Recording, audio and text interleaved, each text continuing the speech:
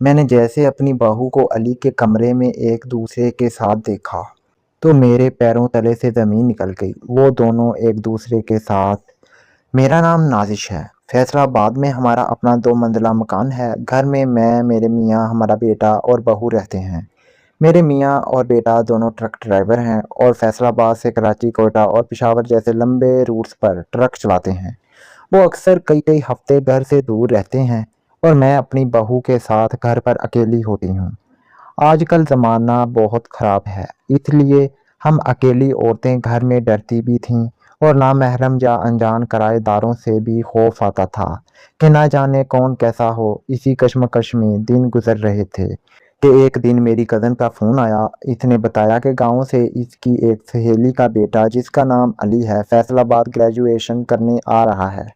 اس کے والد کا کپڑے کا کاروبار ہے اور علی اپنے ماں باپ کا اکلوتا بیٹا ہے۔ میری کزن نے بتایا کہ علی کی والدہ اسے ہاسٹل کے خراب کھانوں اور ماحول سے بچانے کے لیے کسی محفوظ جگہ رکھنا چاہتی ہیں۔ میں اس خاندان کو پہلے سے جانتی تھی، اس لیے میں بہت خوش ہوئی کہ کوئی اپنا اور شریف بچہ مل جائے گا تو ہمیں بھی گھر میں ایک سہارا اور آسرا ہو جائے گا۔ کچھ ہی دنوں میں بات پکی ہو گئی اور ایک دن علی اپنے والد کے ساتھ فیصل آباد پہنچ گیا۔ وہ صبح تقریباً 11 بجے ہمارے گھر آئے تھے۔ علی کی والدہ نے اس کے ساتھ بہت سی دیسی دوائیاں اور پنجیریاں بھی بنا کر بھیجی تھیں۔ جب میں نے پہلی بار علی کو دیکھا تو وہ ماشاءاللہ کافی صحت مند اور فٹ نوجوان تھا۔ جب میں نے آگے بڑھ کر گرم جوشی سے اس کا استقبال کیا اور اسے گلے سے لگایا تو میں بس یہی سوچ رہی تھی کہ چلو شکر ہے، اب گھر میں ایک ذمہ دار بچہ موجود رہے گا۔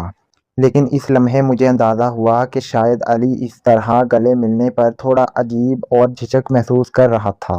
دوپہر کے کھانے کے بعد علی کے والد صاحب واپس روانہ ہو گئے۔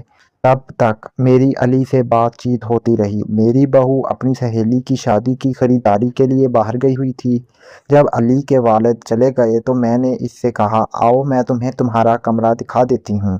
ہمارا 2 منزلہ مکان ہے۔ اوپر والی منزل پر 2 کمرے، ایک ہال، کچن اور باتھ روم ہے۔ علی نے اوپر رہائش رکھنے کو ترجیح دی۔ میں نے ہنس کر کہا، جیسے تمہاری مرضی، چاہے اوپر سو جانا لیکن زیادہ وقت نیچے ہمارے ساتھ ہی گزارنا، ہم اکیلی عورتیں بھی بور ہوتی ہیں۔ شام کے وقت علی اوپر اپنا سامان سیٹ کر رہا تھا۔ اس نے ہال میں ایکسرسائز کا سامان لگایا اور ایک کمرے میں اپنی پڑھائی کی کتابیں اور ناول سجا لیے۔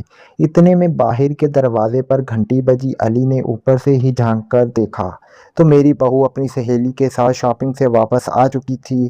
میں نے دروازہ کھولا اور وہ اندر آ گئیں۔ کچھ دیر بعد میں نے علی کو نیچے بلا لیا۔ میں صحن میں پلنگ پر آرام کر رہی تھی اور آرام دہ انداز میں لیٹی ہوئی تھی۔ میں نے علی کو اپنے پاس بیٹھنے کا اشارہ کیا تو وہ تھوڑی جھجک کے ساتھ ایک طرف بیٹھ گیا۔ سامنے کرسی پر میری بہو بیٹھی اپنی خریداری کی چیزیں دکھا رہی تھی۔ اس کا دوپٹہ شانے پر جھلکا ہوا تھا۔ میں نے علی سے اس کا تعارف کرواتے ہوئے کہا، یہ ثنا ہے، میری بہو یعنی تمہاری بھابھی، اور ثنا یہ علی ہے، میں نے تمہیں بتایا تھا نا۔ ثنا نے علی کی طرف دیکھ کر مسکراتے ہوئے ہاتھ بڑھایا اور علی نے بھی تھوڑی ہچکچاہٹ کے بعد ہاتھ ملا لیا۔ اس کے بعد ثنا رات کا کھانا بنانے کچن میں چلی گئی، جبکہ میں علی کو اپنے اور اس کے گھر والوں کی پرانی باتیں سناتی رہی۔ رات کے کھانے کے بعد جب علی اوپر جانے لگا تو میں نے اسے روکا کہ ابھی بیٹھو، گھر میں رونق لگی ہوئی ہے۔ کچھ دیر بعد میں علی کو نیچے والے کمرے میں لے آئی۔ کمرے کے کونے میں ثنا اور میرے بیٹے کی شادی کی تصویر لگی ہوئی تھی، جس میں ثنا سرخ جوڑے میں بہت پیاری لگ رہی تھی۔ تھوڑی دیر میں ثنا بھی وہاں آ گئی۔ باتیں کرتے کرتے ثنا نے مجھ سے کہا، اماں اب آپ دوائی کھا لیں، آپ کی طبیعت ٹھیک نہیں ہے۔ ثنا نے جھک کر مجھے بلڈ پریشر کی دوائی کھلائی۔ پھر میں نے ثنا سے کہا، ذرا چائے بنا کر لاؤ، سر میں بہت درد ہو رہا ہے۔ ثنا چائے بنانے کچن میں چلی گئی۔ علی نے کہا، شکر ہے آپ نے چائے کا کہہ دیا، مجھے بھی چائے کی بہت عادت ہے۔ میں نے مسکرا کر کہا، تو بتا دیتے، اس گھر کو اپنا ہی گھر سمجھو، جو دل کرے بلا جھجک کہا کرو۔ علی نے پوچھا، آنٹی آپ کس چیز کی دوائی کھاتے ہیں؟ میں نے بتایا بلڈ پریشر کی۔ اس پر علی نے تعجب سے کہا، اتنی کم عمر میں بلڈ پریشر؟ میں نے تھوڑی مایوس انداز میں کہا، اب تو میں بوڑھی ہو گئی ہوں۔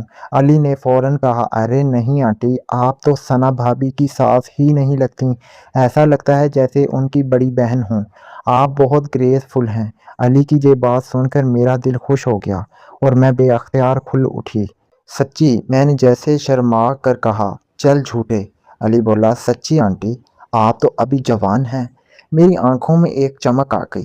میں نے ہلکا سا اس کی طرف جھک کر پوچھا، اچھا جی، کیا کیا گریس نظر آتا ہے مجھ میں؟ علی ابھی کچھ بتانے ہی لگا تھا کہ ثنا کے قدموں کی آہٹ سن کر میں فوراً سیدھی ہو کر الگ بیٹھ گئی۔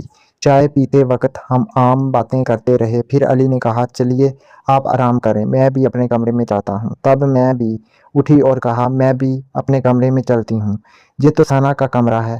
اور میں اس کے ساتھ ہی باہر نکل آئی۔ ثنا الماری میں اپنی شاپنگ کا سامان رکھنے میں مصروف تھی۔ باہر نکل کر علی سیڑھیوں کی طرف جانے لگا تو میں نے ہنس کر کہا، بہت بے مروت ہو بھائی، یہ بھی نہیں کہا کہ آنٹی آپ کی طبیعت ٹھیک نہیں ہے، میں آپ کو کمرے تک چھوڑ آتا ہوں۔ علی تھوڑا شرمندہ ہوا اور بولا، چلیے۔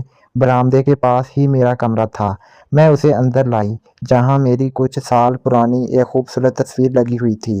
علی نے تصویر دیکھ کر کہا، واہ کیا کمال کی تصویر ہے۔ میں اس کی طرف مڑی اور پوچھا، ہاں یاد آیا، اب بتاؤ مجھ میں کیا گریس نظر آیا؟ علی نے تھوڑا سا جھک کر کہا، آپ مکمل گریسفل ہیں۔ لو، یہ بھی کوئی بات ہوئی؟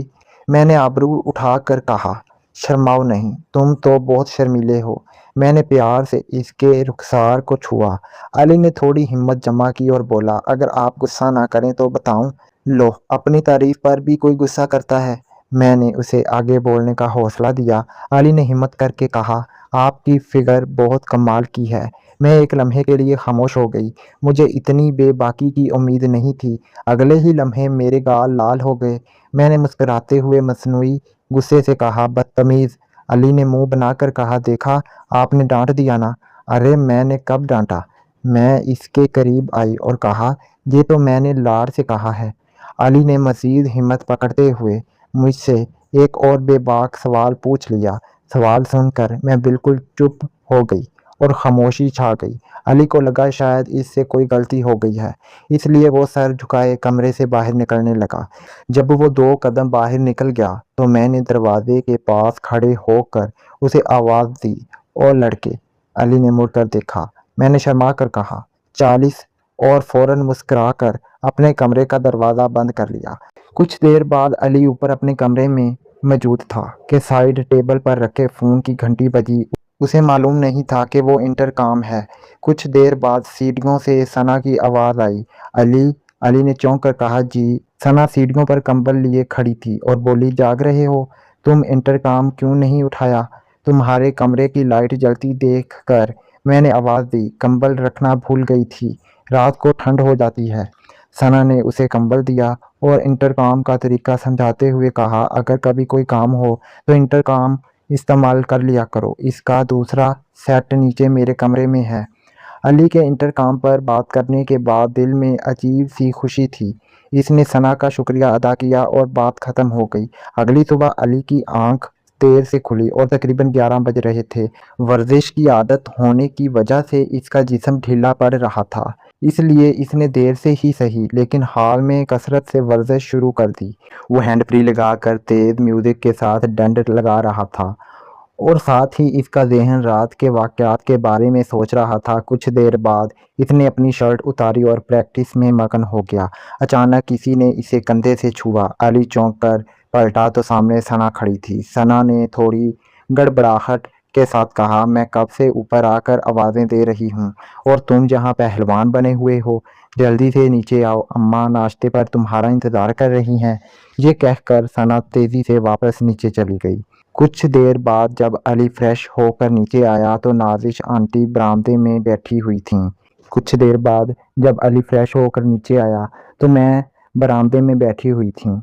میں نے ثنا کا خیال رکھتے ہوئے علی کو خاموشی سے اشارہ کیا اور اپنے پاس بیٹھنے کی جگہ دی۔ میں نے علی کو بتایا، ثنا کچن میں ناشتہ لینے گئی ہے۔